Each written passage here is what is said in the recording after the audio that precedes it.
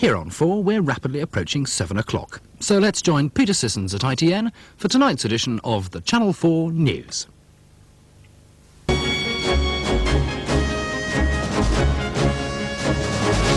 Hello, good evening. President Reagan makes his diplomatic play towards China. With relations with the Soviet Union gone sour, he announces a visit to the rival communist giant next spring. In Channel 4 News tonight, who gets the most out of it? 4 weeks after the Soviets shot down the Korean Boeing, the Americans reopened the route it was meant to be on. We report on the importance of the race to find the black box and the questions it could answer. We report too from Iran on the harsh plight of women who, according to Amnesty International today, are being executed in large numbers, some for their religious beliefs. Also tonight, Vauxhall Motors heads for an all-out pay strike as it at last starts to make money. Could that be the national pattern as the economy recovers? In Washington, we talk to the man who runs the world's largest economy. He tells us good times are just around the corner. And British Rail relaunch Intercity, how they pushed the boat out to beat the coach and the plane. Other news in headlines, Russia's leader Yuri Andropov has responded to the latest American proposals for arms reduction. He calls them a fraud and accuses the United States of lacking the will to negotiate even a little bit seriously. Labour's national executive decide to go back on their general election commitment to phase out all nuclear weapons within 5 years.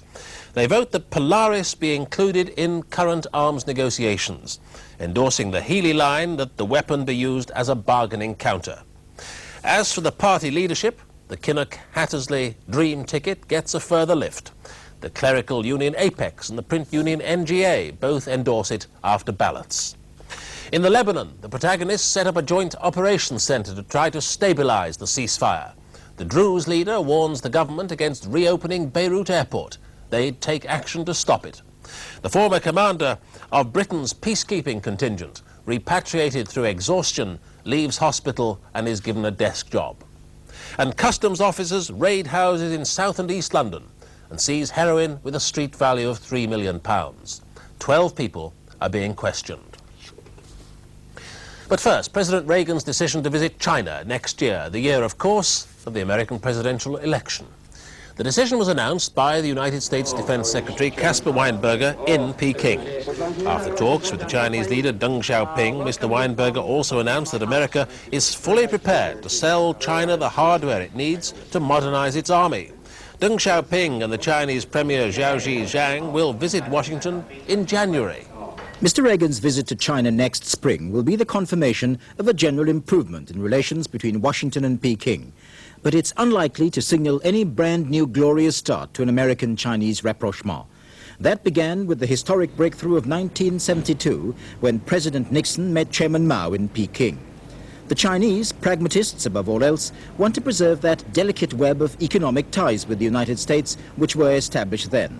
But China doesn't want an alliance of strategic interests with America and is not about to play the China card by seeking to exploit the current freeze in relations between the United States and the Soviet Union.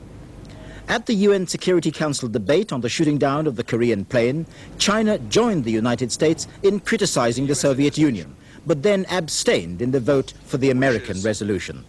The clear message was China will not get involved in punch-ups between the two superpowers. At the core of Sino-American relations is the future of Taiwan, formerly the island of Formosa, which is run by the heirs of General Chiang Kai-shek, who regard themselves as the legitimate Chinese government. Mr. Reagan's visit next April is unlikely to accomplish anything to change